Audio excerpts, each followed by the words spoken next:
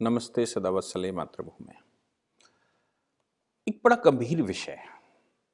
मुझे लगता है कि भारत उससे तंग है, लेकिन पूरे विश्व को ये मिशन चलता ही रहता है, इस्लाम का और मिशनरियों का मिशन। एक अजीब सी घटना सामने आई। अजीब भी कहें, ये भी अच्छा शब्द नहीं है मुझे लगता, क्योंकि ये एजेंडा बनाकर ऐसा करते हैं। पाकिस्तान के colonel Saqib Muttaqi, colonel rank का व्यक्ति है साकिब मुश्ताकी। हम सब जानते हैं कि पीस कीपिंग मिशंस पूरे वर्ल्ड में चलते हैं। पीस कीपिंग मिशंस में सभी देश की जो यूनाइटेड नेशन ऑर्गेनाइजेशन के पार्ट हैं वो अपने सैनिक भेजते हैं। सबसे बड़ा रोल उसमें भारत का रहता है, चूंकि भारत बड़ा कंट्री है और बड़े कंट्री होने के नाते हमारी रिस्पॉन्सिबिलिटी भी ज़्यादा रहती है, तो हमारे एम्प्लॉयज़ सबसे, हमारे जो सैनिक हैं वो सबसे ज़्यादा पीस कीपिंग मिशन में रहते हैं। लेकिन पाकिस्तान जैसे चोरों के भी रहते हैं। कॉन्गो में हम सब जानते हैं कि कॉन्गो में बहुत कुछ इस्लाम वर्सेस क्रिश्चियनिटी चल रहा है। कॉन्गो में, जिसको आप मोनुस्को कहते हैं, डेमोक्रेटिक रिपब्लिक ऑफ कॉन्गो, वहाँ पीस कीपिंग मिशन काम कर रहे होंगे। पीस कीपिंग मिशन जहाँ पर काम कर रहे होंगे वहाँ इस्लाम, उस कॉन्गो में इस्लाम माइनॉरिटी में है, मेजॉरिटी में क्रिश्चियनिटी है। और उनका अपना, चूंकि अफ्रीकन कंट्री है इसलिए अपना भी आदिवासी क्षेत्र है, उनके अपने रिलीजन्स हैं। पाकिस्तान के कर्नल की भी वहां ड्यूटी लगी है। पाकिस्तान के इस कर्नल ने की शिकायत की गई हेडक्वार्टर में, और ये कहा गया कि क्रिश्चियन मिशनरीज के जो पीस कीपिंग मिशन में रोल प्ले करने वाले लोग हैं, यानी कि जो क्रिश्चियंस वहां पर काम कर रहे हैं, उनको वो कन्वर्ट कर रहे थे, उनको वो इस्लाम बता रहे थे, उनको अफ्रीका में बता रहे थे कि वो इस्लाम कितना अच्छा है, कितनी मारकाट कहाँ की जा सकती है, कहाँ युद्ध आंदोलन किए जा सकते हैं, और 1500 साल से क्या मारकाट चल रही है, ये सारी कहानी छुपाकर वो कुछ और बताने की कोशिश कर रहे होंगे। अब आप जानते हैं कि अगर हिंदू होता इस पीस कीपिंग मिशन में, और अगर ये कर्नल साहब इसको कुछ कर रहे होते, तो वो जवाब नहीं देता, सुन लेता। हो सकता है कि वो कन्वर्ट करने में भी सफल हो जाते। लेकिन चूंकि क्रिश्चियन मिशनरी थी और क्रिश्चियन यूएन मिशन एम्प्लॉयज थे, क्रिश्चियन थे, इसलिए क्रिश्चियनों को इस्लाम में कन्वर्ट करना, जो खुद ही लोगों को कन्वर्ट कर रहे हो, क्योंकि क्रिश्चियनिटी भी 2000 साल पुराना ही रिलीजन है, इसलिए अपनी तादाद बढ़ाने के लिए भारत में भी ये खेल खेलते ही हैं। कभी टेरेसा को भेजते हैं, तो कभी किसी को भेजते हैं, तो कभी किसी को भेजते हैं। बाद में उनको मदर शब्द और इस्तेमाल कर देते हैं, संत भी बना देते हैं। ऐसे भारत में बहुत सारे धंधे चलते हैं। मैंने पीछे भी खोले थे और लगातार वो खुलासा सामने आता रहता है कि मिशनरियाँ क्या क्या कर रही हैं। मिशनरी जो स्वयं कहीं कन्वर्ट करने के लिए काम कर रही हो, जो क्रिश्चियन स्वयं कन्वर्ट करने के लिए काम कर रहे हैं, उनको कन्वर्ट करने चले इस्लामिक लोग।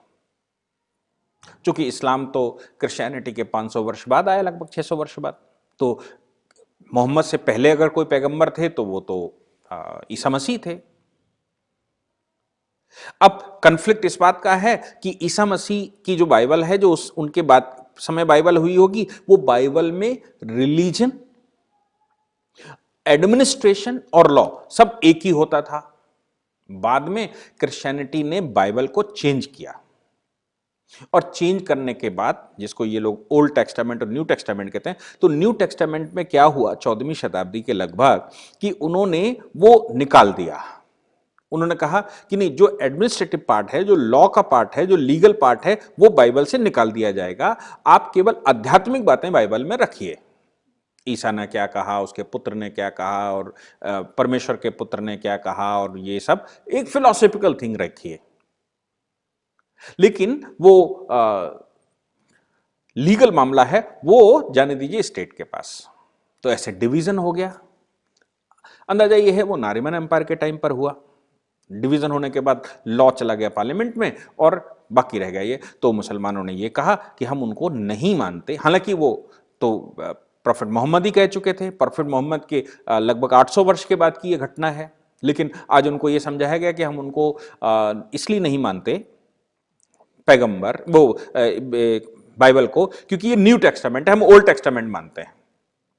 साथ में प्रॉफिट ये कह के जो मैं कह रहा हूं वही सत्य है, पुराना वाला सब खत्म हो गया।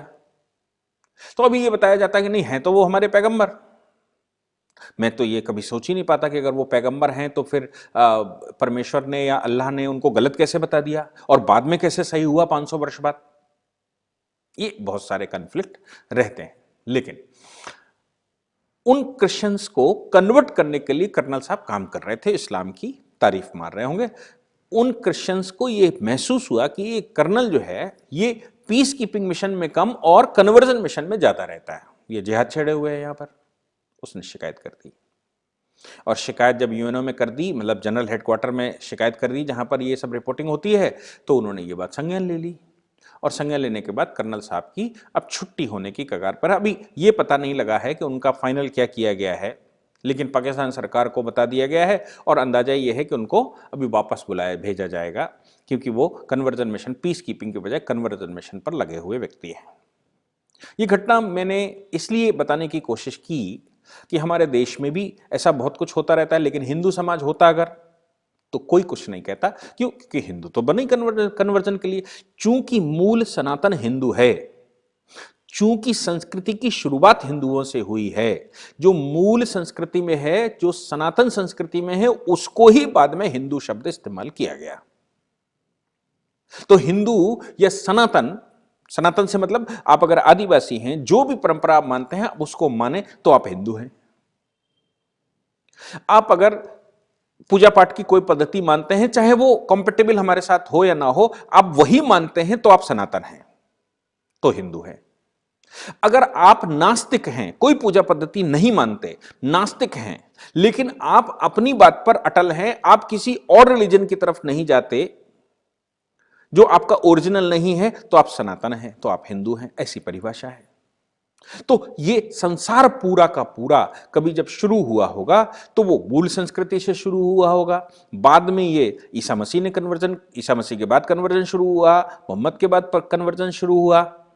और अपने को अच्छा, हम बेस्ट हैं। अब बेस्ट बताता कौन है? बेस्ट तो वही बताता है जिस चोर की दाढ़ी में तिनका। जिसके पास कुछ कमियां रहती हैं वो चिल्ला चिल्ला कर अपने को बेस्ट बताता है, अपनी कमियों को छुपाते हुए दूसरों की कमियां उजागर करने का काम करता है। हिंदू समाज ने ऐसा कभी किया नहीं, क्योंकि हम हिंदू समाज ओरिजिनली डेवलप हुआ, और ओरिजिनल डेवलपमेंट होने की वजह से जितने भी ये बात में आए उन्होंने अपनी फिलॉसफी दी और इस समाज से उनको खींचना शुरू कर दिया। तो जो अपनी सनातन संस्कृति, चाहे वो एशिया में रहता हो, चाहे वो अफ्रीका में रहता हो, चाहे वो यूरोप में रहता हो, चाहे वो अमेरिका में रहता हो, ऑस्ट्रेलिया में, या जहां कहीं भी रहता है, किसी भी कॉन्टिनेंट में, किसी भी देश में, अगर वो अपने पूर्वजों की संस्कृति मानता है, पूर्वजों की संस्कृति से मतलब अननोन पीरियड से पूर्वज, नोन पीरियड ईसा को मालूम है कि हम इस साल में आए, मोहम्मद को मालूम है हम इस साल में आए, तो जो पुरातन सनातन चला आ रहा है वो अपनी संस्कृति पर रहता है और कहता है कि मैंने जो ईसा ने संस्कृति दी मैं उसको नहीं स्वीकार करता, जो मोहम्मद ने संस्कृति दी मैं उसको नहीं स्वीकार करता, मैं अपने पूर्वजों की, जो उनसे पहले पूर्वज हैं, उनकी संस्कृति को स्वीकार करता हूं, तो वो सनातन है। और इस भूभाग में रहता है, अगर जिसको आप हिंद महासागर का भूभाग कहते हैं, हिंदुस्तान सब कॉन्टिनेंट कहते हैं, तो वो हिंदू कहलाता है, बाकी वो सब जगह सनातन ही कहलाता है। अब चूंकि हिंदू संस्कृति ही संसार की सबसे पुरानी बची है, बाकी मोस्टली कन्वर्ट हो गए हैं, बाकी ने अपने बाप दादे भुला दिए हैं, बाकी ने अपने मूल संस्कृति कभी हजारों पीढ़ियों से जो आए हैं वो भुला दिए होंगे, इसलिए वो उनके पास वो धरोहर नहीं है। भारत के पास वो धरोहर अभी भी बाकी है, क्योंकि हम किसी से कन्वर्ट नहीं हुए, ना ही हम ईसा से प्रभावित हुए, ना ही हम मोहम्मद से प्रभावित हुए, ना ही हम मूसा से प्रभावित हुए, और ना ही हम किसी और से प्रभावित हुए। चूंकि हम प्रभावित नहीं हुए इसलिए हम सनातन हैं। इस ज्योग्राफी में रहने की वजह से हम हिंद महासागर के ऊपर जो प्रदेश है, हिंद महासागर के ऊपर जो कॉन्टिनेंट है, जो हिमालय और हिंद के बीच में है, उसको हम हिंदुस्तान कहते हैं। उस संस्कृति को हिंदुस्तानी संस्कृति कहते हैं। तो वो हिंदू है, नहीं तो जो लोग मूल में है वो सनातनी है। चूंकि भारत ही सनातनी बचा है इसलिए भारत में सनातन शब्द इस्तेमाल होता है, बाकी मोस्टली कन्वर्ट हो गए इसलिए वो सनातन शब्द इस्तेमाल नहीं करते। लेकिन बात इतनी है कि आप पीस कीपिंग मिशन पर अगर गए हैं और आप दो लोग जिनकी दोनों की एक सी फिलॉसफी है, कन्वर्जन करेंगे, अपनी तादाद बढ़ाएंगे और पता नहीं क्या संसार में करेंगे, और हमारी तादाद बढ़ जाए तो हम पता नहीं क्या कर लेंगे। दोनों एक दूसरे के साथ अगर लड़ोगे तो फिर ये समस्या तो आनी थी। हिंदुओं के साथ कहते तो वो सनातनी था, सुन लेता है और ये महसूस करता है कि तुम अज्ञानी अभिज्ञ हो, तुम जानते ही नहीं हो कि ओरिजिनली क्या है, इसलिए चलो जाओ यार। और जो नहीं जानते हिंदू संस्कृति, हिंदुस्तान को नहीं जानते, वो ये भी संभव है कि वो उनके बहकावे में बह भी जाते हैं। और भारत में बहकावे में बहने वालों की संख्या कम नहीं है, बहुत बड़ी संख्या हो चुकी है। Thank you very much.